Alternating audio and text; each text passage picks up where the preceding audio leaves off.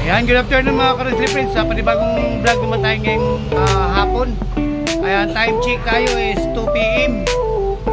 And then panoorin nyo kung paano ako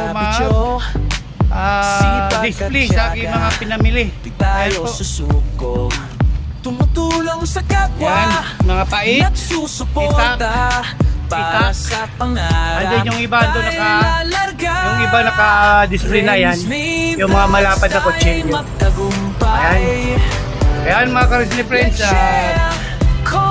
Ito ang ating ngayon, i-unboxing. Ayan, na-unbox ko na ang ating mga paninda. Ayan. O, diba? Wait lang.